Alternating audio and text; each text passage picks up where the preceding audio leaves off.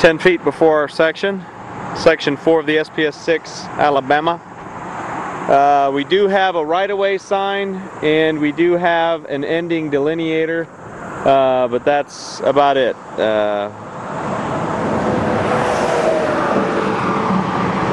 This section has longitudinal cracking all along the edge stripe and the center stripe. A lot of similar distresses from the last survey, except we do have the saw and seal section, so the transverse cracks are pretty much all low severity sealed. There are a few smaller transverse, which is kind of like this area that we kind of called block and fatigue, but in the other sections it was more interconnected throughout the entire section. Here we just have kind of patches of it, and a lot of it is contained in the wheel path, but some of it is like this in the mid lane. As you can see, it's just kind of wild cracking. Not much interconnecting in this section, but we did call where it was greater than a foot 2 separate moderate severity because of the associated longitudinal cracks, because that is definitely outside of the wheel path. Where it was closer, we just called it 1 4BM. Similarly, the mix issue again on this section, you can see all the pop-outs, and again that rustic reddish aggregate that's in here, orange aggregate. You can see the pitted areas along this section. All of it is because of that orange reddish aggregate. For most parts there's no cracking in the section. We do have some longitudinal cracking inside the section. Where it was like that in the wheel path, we counted fatigue, but a lot of this was some judgment calls. You know, we did have some of this stuff going on, and if that was in the wheel path, we considered that block.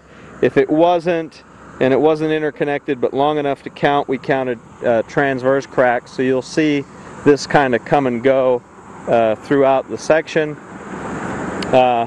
They did, and the saw and seals go about 3 feet or meter past the edge of the pavement.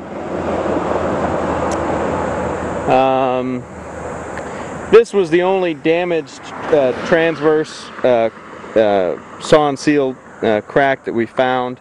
That's less than 8 inches wide, about 6 inches long along the joint. So we still called it low severity.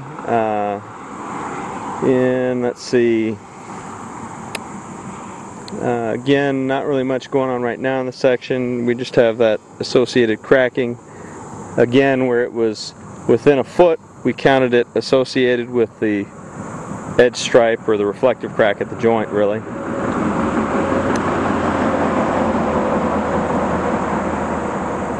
Continuing on this section, we're almost to station 3.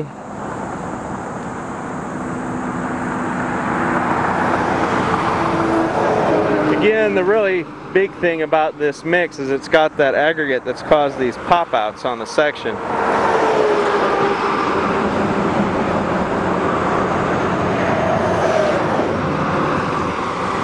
And our friendly traffic control picking up cones. Pretty much same old, same old. Again, few low severity transverse cracks coming from the edge.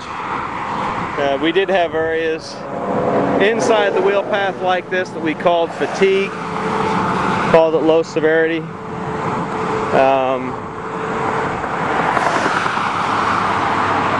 By definition, I didn't consider this more of a spalling. I just considered it more of a pop-out because that's exactly what it is with the aggregate. But anyway, that's the end of, I believe it was section, I can't remember, 4 or 6. Got our end delineator, and I think we are, this is southbound I-59, SPS 6 Alabama. That was a saw and seal section. I think it was section 4. I'm going to continue on down. Again, we don't have any delineators on this section. We do have a right-of-way sign. This is section 3. We've got our